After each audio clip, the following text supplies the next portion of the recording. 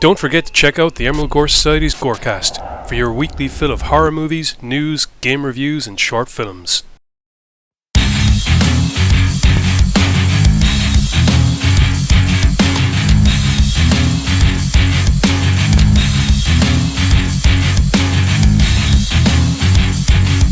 Else watching now.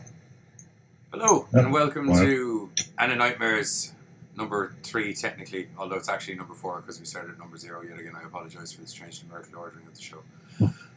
So, myself and Carter, thanks to Giz, my cohort from the Gorecast, thanks to his recommendation, we decided to look up and take a wee gander at Doomed Megalopolis, a kind of a 4-part OV. Carter's already shaking his head.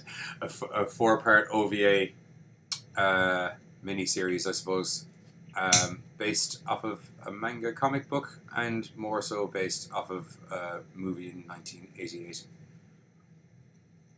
called Tokyo, a New Megalopolis, which makes a lot more sense than the 4-part OVA. So, tell us a little bit about it, Carter, because don't get me started just yet. Oh, man. So yeah, 4-part. We're not happy with you, Giz, number 1.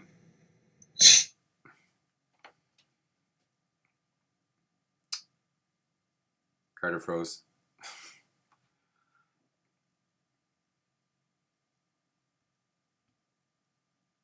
Carter froze. We'll be back after some minor technical difficulties. Beep.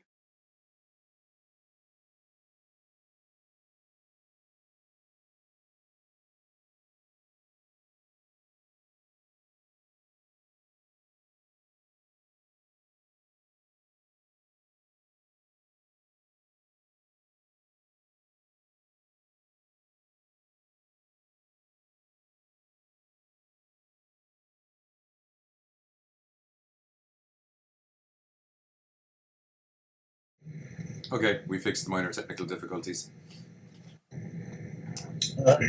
So anyway, you were going to start telling us about it, because I don't want to get started. Yeah. So this one covers, what was it, like 20th century? I think it starts out in like 1908 in Japan. Yeah. And we've got this city? Yeah, city that's trying to figure out how to kind of grow and be better. Yeah, so it's they kind of like a contemporary take on Tokyo. Decided to throw in a underground subway system. And you've got your main bad guy, Kato, that just kind of wants to see the city burn. So he decides he's going to wake up.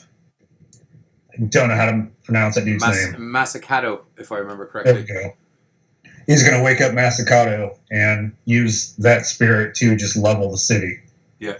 Masakato is also the protector of the city, but evidently if he ever gets unleashed from whence he was sent, he won't be the protector. He'll be the destroyer of all things. Right. Which is a bit of a strange flip-flop. I don't get. Let him sleep, it's all good. Wake him up, hell to pay. If you haven't seen this is going to be number 1 strange flip-flop through a many strange flip-flop. Anyway, continue.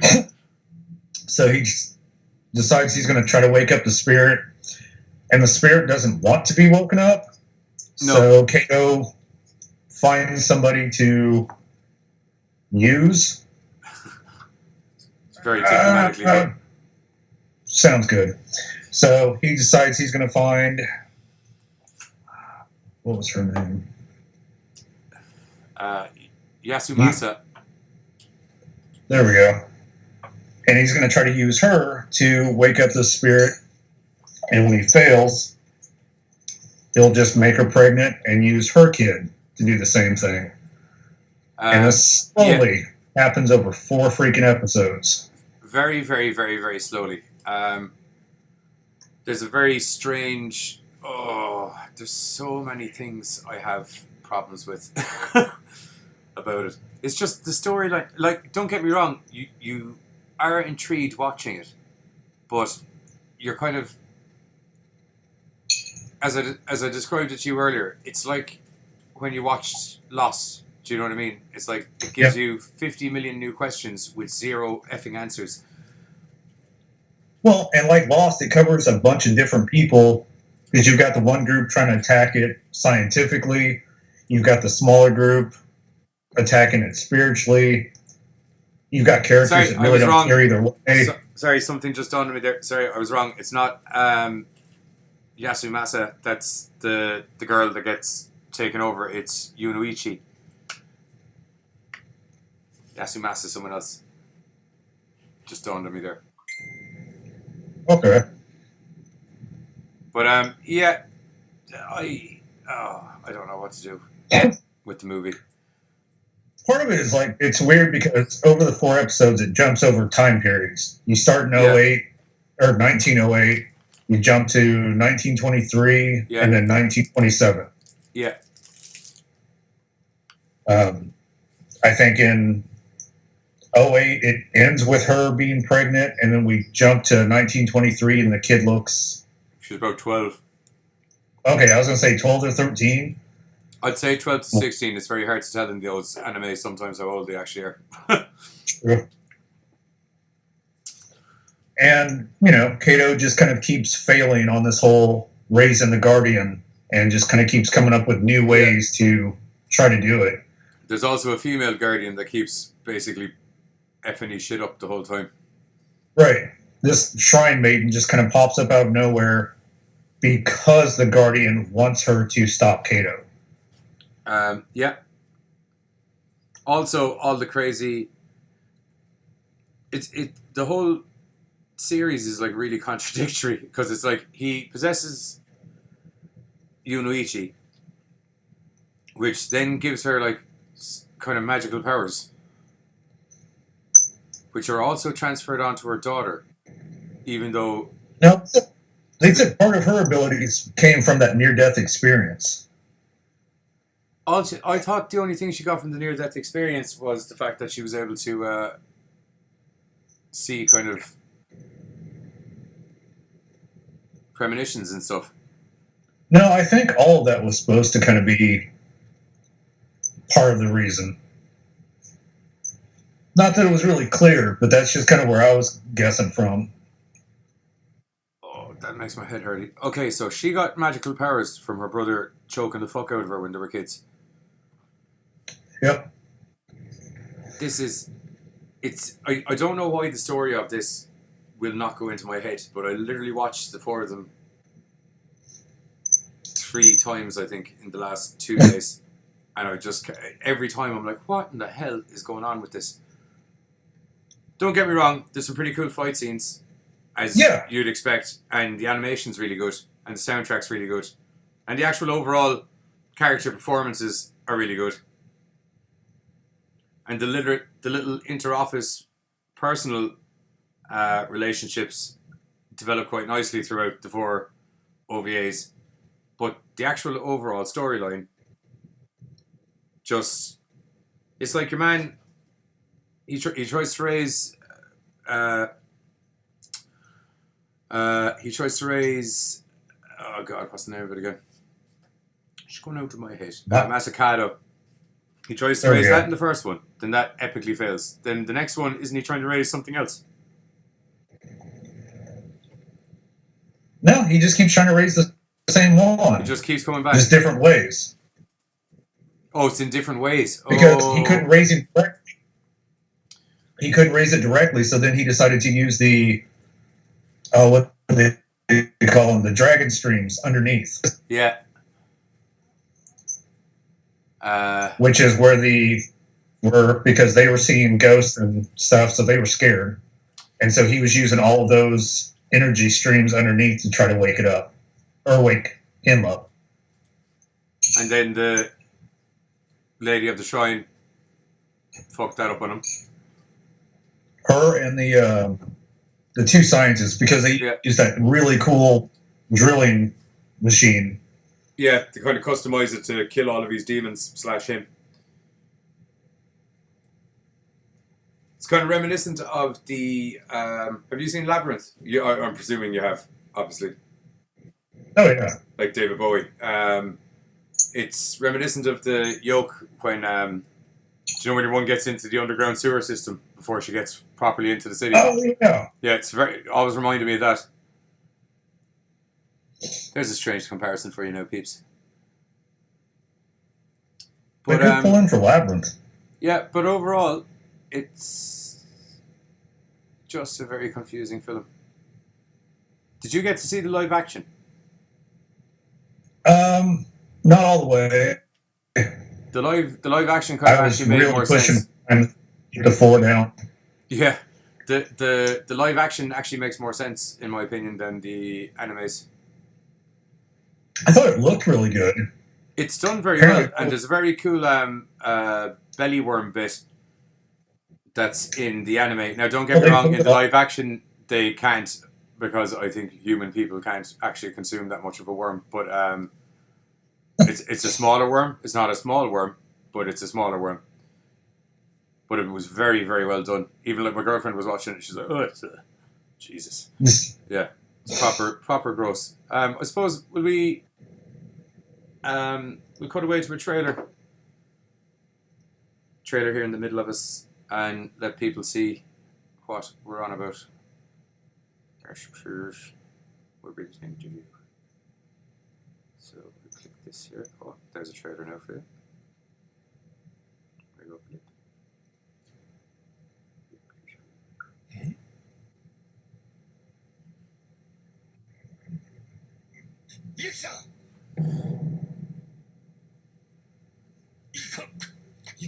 So, as we said, the animation is fantastic. Yet again, it's obviously available in English. I just can never find an English worded trailer for the life of me on YouTube. Because it's just an OVA as well, there's no actual trailer that I could find. So, this is just like one of the very cool fight scenes. Little clip of it. Just talking over all of it here, so hopefully that they don't copyright block us again. So we end up having to do it episode 0.3.5 like last week. Thank you. Public service by John Lee.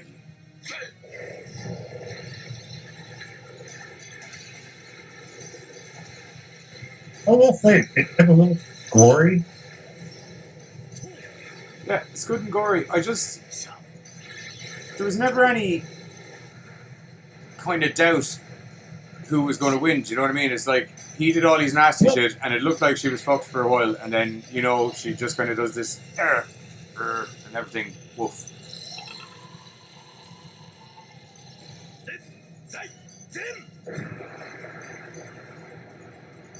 That's the dog there now, falling through space. We also forgot to mention that the bad guy, as you can see here, looks remarkably like M. Bison from Street Fighter 2 and the rest of the series. But this was done before Street Fighter 2, thus leading me to believe that they took it from this.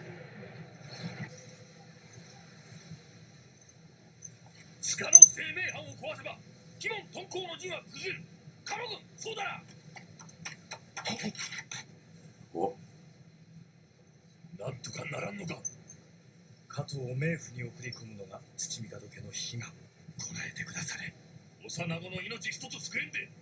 何が土御門？何が悲願ぞ。こらえてくだされ。なんだっけ。I'm also, if you are watching it and you're using the English audio, I'm probably going to rewatch it with the subtitles, because I was reading the subtitles at one stage at the same time as listening to the English audio, and I was like, these are telling two different fucking stories. Okay, I watched the first one dubbed, and it was a completely, I don't know, they kept changing up what was said the first time I watched it. Yeah.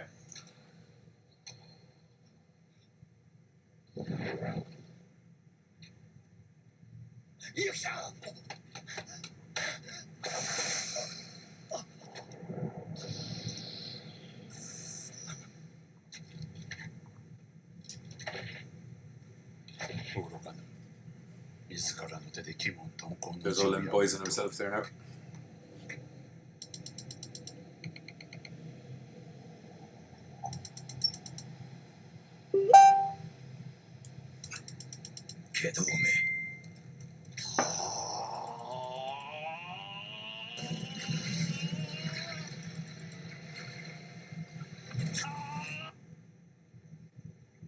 I think we got copyright blocked.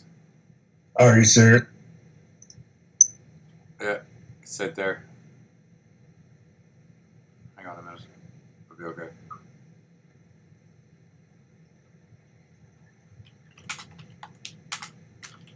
But again, people talking to me on Facebook instead of messaging me on YouTube.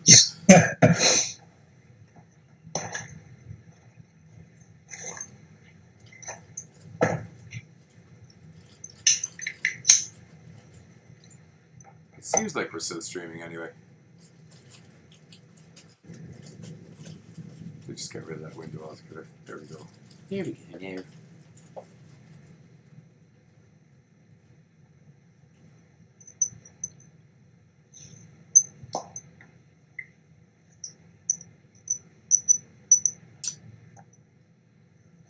So that's some of Doom Megalopolis. Anyway, I'm presuming that we're still going somewhat live, or we'll have to do a thing. Yeah. Like you said, I mean, things look good.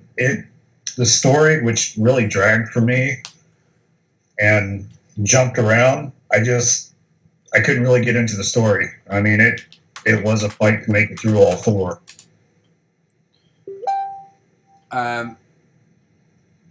Yeah, that's. I think it's why I somewhat was able to grasp the live action movie more, because it was one live action movie.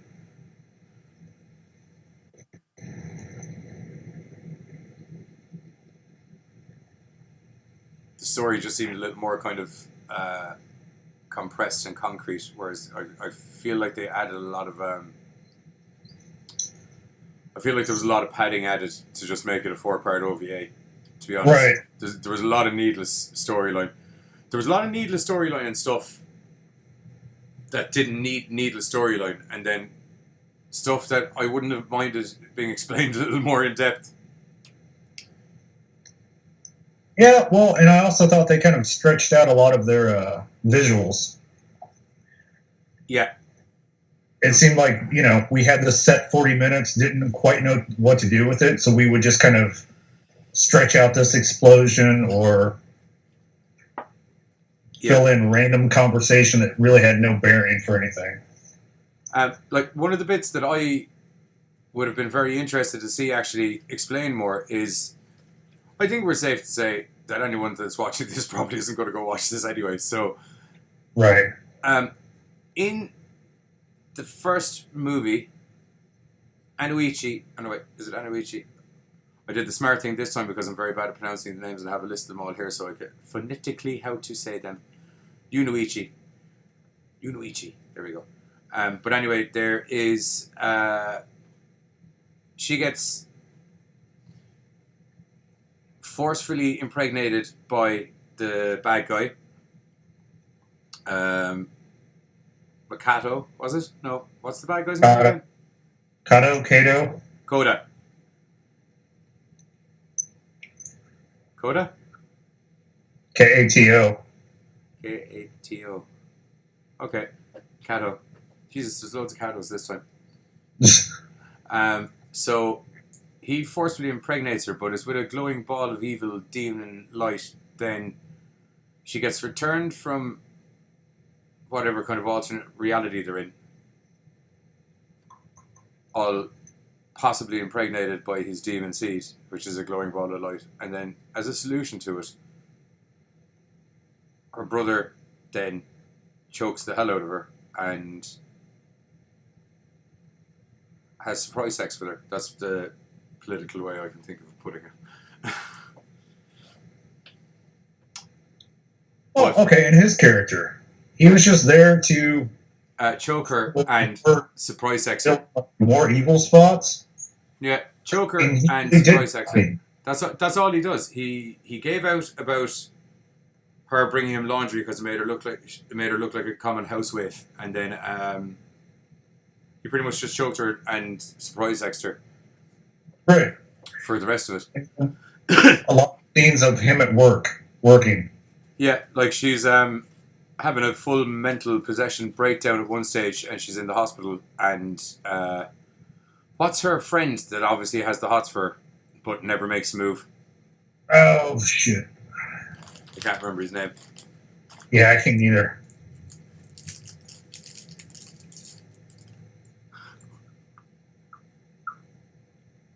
Yep, I didn't choose it.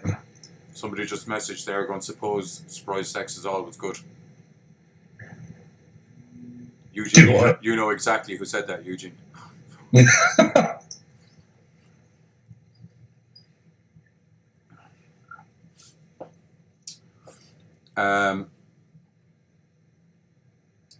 Other than other than that, yeah, it's not. It's. I don't think we can even do an hour on this. I can do an hour of us complaining about it. I don't know. It's just let down by a very confusing, drawn out storyline. It is kind of worth a watch because there is some kind of cool, crazy shit that happens in it that you won't see in another kind of movie. But overall, it's just I've seen it. This doesn't have any replay value for me. No. My replay value was very forcefully made because I was just like, I've watched all of that now and none of it went in here. I retained more of the live action. And then, at the end of it then, the spirits, the shrine, Lady of the Shrine, they have this big epic battle. Oh, yeah. He sends all these evil demons after her that just kind of rip her top asunder, so she's fighting most of the battle with a boobie hanging out, and then eventually he hits her with this blast of fire that makes both boobies hang out and all her clothes are gone. And then he has this kind of infestation power with his magic that is able to try and take you over, but her power overtook his power, and she purified it, and then she just went over and gave him a big old hug. She used the power of the goddess Actually, of in mercy. fact, if you don't believe me, do you see right here where I'm pointing on the screen? It's right in the middle of the screen there, blocking our logo. That's them having a hug after they beat the loving F out of each other. Yep. She just goes up, has a big old naked She hug called with him. up mercy power. Yeah. Did you say she pop us? And he just kind of gave in to her. Yeah, he just, the minute he saw his power get purified, he literally had absolutely no desire to try and fight anymore. He was just like, oh, okay. He just took off his hat, fell to his knees. From a guy who, in his defense, yes, Dave, both boobies were out before the end of the fight. What was it? Otherwise, through 3 OVAs, possibly one of the only things to watch because he was a total fucking badass. For him to just fall to his knees and then... Right. I'm so terribly sorry. There was literally just... She purified his power and then he was just like, that's it now. It was like she castrated him or something. It was just like, yep, that's it now. I'm just, done. Where's the fight, dude? You gave us 3... I don't want to see them have a hug after 100 and 200 and odd minutes of them fighting. I want one of them to die. And I figured she was going to die because for the last 2 they have earned episodes, a valiant all death. she was saying. They have earned a valiant death after that long of a fight. Don't just hug the man. And I figured I was going to be a little disappointed, and I was. Because like I said, she, for 2 episodes, I'm willing to die. Okay, so she's going to die. Yes, she does. Yeah. The daughter of the first sister, who kind of shows up in the second movie and onwards, she's a bit of a badass. She's got some wickedy kind of powers. Right, but okay, at the end of it, do they still have the ability? We're all just sitting in the park. Yeah, there's no closure on that either. Although, do they need the ability? Because evidently nobody else seems to want to destroy the city bar Kato. Right. Is the sister or the mother normal? She's still kind of in that weird vegetable state? We're all just going to sit at the park and watch the ducks. Yeah. It's I don't know. It's bugging me now because that's two episodes where you and I have just been like, and then they kind of just puffed out in the ending. They kind of puffed out at the start as well, to be blatantly honest. There was no kind of prelude. You get like a 5 minute you get like a 5 minute voice narrative kind of concerning the expanding of the city and them telling you about how Masakado went against the Emperor and he executed all his crimes and all that shit. And then it just basically starts off then straight away at Kado trying to raise Masakado. Yep. You know, where's the rest of it? Like, it's literally just straight away. He tries to raise him, it doesn't go well. He needs to be reborn, he needs to be reborn. You can't just bring him up. You need to reborn him or rebear him. And then, he just goes and he shoves his big glowing orb up someone. And then her brother goes and messes it all up. Like, I still don't know how. Like, the daughter was never choked to death. So how if the mother got these weird kind of powers from the brother being a choker, does the daughter get them? I just kind of figured that had part to do with old boy throwing in his evil egg. I would have thought that as well, but there's no explanation to it because they kind of make it out in the second one, or is it the second one? Yeah, they kind of make it out in the second one that she's actually not Kado's kid by the end of it. It's the brothers. I don't know. So they obviously, but that also happened after the demon. Kado shoved the glowy orb thing up her first. Right. These are sentences I never thought I was going to ever say in a podcast. You know that? Just shove. That's going to be the next T-shirt from the EGS. Oh, he just shoved a glowy orb thing up her. That's it. It'll be our new show. glowyorbthingupper.com. Where we talk about glowy orb things that are upper. I don't know. There's a lot of stuff that should have been explained that wasn't explained, and I know way too much about that brother's back history. Oh, that's true. Yeah, like I could tell you what school he went to. I could tell you what. Dave, will you message me on bloody YouTube like everybody else? This side of the this side of the screen, Dave.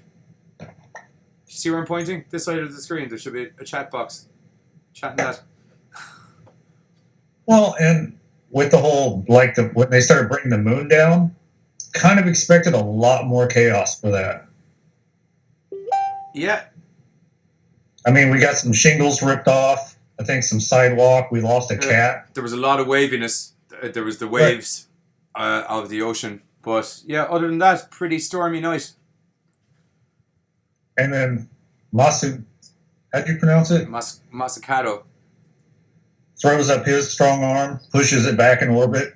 Everything's kosher. Yeah. Which begs the question, if your man was going to turn around and AF him by undoing all the evil that he did, why was he trying to raise him in the first place? Right. And if he could do it, why go get the Shrine Maiden? Yes, that's also totally true. You know, I mean, he obviously had the power to go, leave me alone.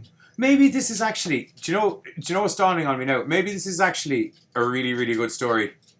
Because do you know what else had this many strange plot inconsistencies, but they all turned out to make an actual good story? Was Lord of the Rings.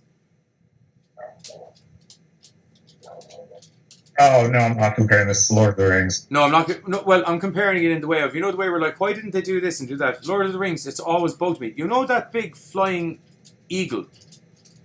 Right. That Gandalf was able to just kind of summon at will. So why did he let the three hobbits walk through 2.5 movies of danger when he could have just put Frodo on an eagle and just got him to... Like, he didn't even need to land. He could have literally just flown over the volcano. Plop. Done. Okay, but my grandpa always said walking built character. What? Walking built character? Right.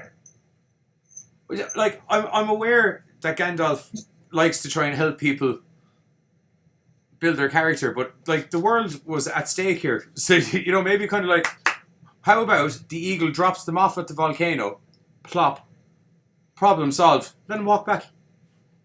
Okay, but if it was too easy, then they just wouldn't appreciate their job, and somebody would have screwed it up. So it could have been a movie. Lord of the Rings, the movie. That like literally. That's enough of non-anime. Although there was a kind of an anime of Lord of the Rings as well. Oh yeah, The Hobbit. The Hobbit, yes. Well, not Lord. Yeah. Well, they all kind of tie in together, but they're all J.R. Tolkien. But yeah. So I'd recommend give it a watch. Anyway, contrary to what we've said, and kind of make your own assumptions about the movie. I don't. I don't. If the best advert I could think of from an AniNightmares perspective to endorse the film would be: do you like playing puzzle games? Do you always like being constantly unaware of what's going on? Do you like being constantly puzzled 95% of the time? Then watch Doom Megalopolis, because by the end of the movie you're going to be like, what? Okay, that I'll support. That'd be it. Yep. I do actually recommend watch the live action, because it's a much kind of shorter, more consistent story, which I'd be more willing to get into a review about, but it's not actually what we do on this show. We could do a live action section. I'll make a different logo. That would be pretty cool. Yeah. We could do the live action comparison. In my opinion, the live action is substantially better than the OVA or the manga of this. What the hell was that?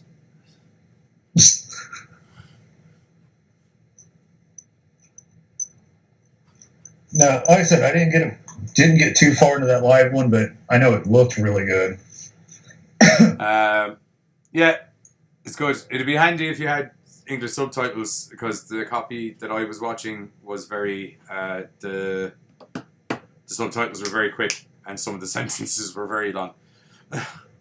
And some Okay, of them I had a problem with the anime too, though. Yeah, There were a couple times where somebody talked real quick, and I got about halfway through the sentence and had to back up a couple times. Now, don't get me wrong, I'll read English words for you like a wizard, but when you throw a load of Japanese names in the middle of those English words, it can make life very, very, very difficult.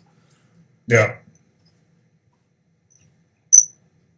I think that's about as much. It'll be a little shorter than usual. I think that's about as much as we can do about it. Giz,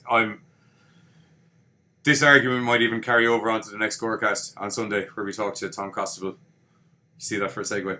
Tom Constable from the director of Voodoo, which will also go live with the interview. It'll be 8 o'clock our time over here. Awesome. What time is it there now, Carter? Or what time is it? What is 8 o'clock your time? 5. 5 your time. So that's Doom Megalopolis. If you like being confused, watch it. If you like really cool action fights, watch it. If you like a really tight, consistent storyline, don't watch it. Don't. If you like watching worms come out of people's bellies, do watch it. But it's only that one time. If you like surprise incest, definitely watch it. And on that, from me and Carter, that's the end of AniNightmares for this week. And we'll see you next week, where we're going to review Ghost in the Shell. Yep. We'll do Ghost in the Shell. Some of Ghost in the Shell, because it turns out there's a lot more Ghost in the Shell than we initially thought there was. Either way, it'll be Ghost in the Shell. It'll be some Ghost in the Shell that. anyway, because the new movie's coming out, so we felt it was a bit fitting. Okay, so anyway, that's us done for tonight on a slightly shorter one, because otherwise you're just going to hear us bitch about the same movie over and over and over and over again. Okay, so we'll talk to you later, and we'll see you next week. Take care.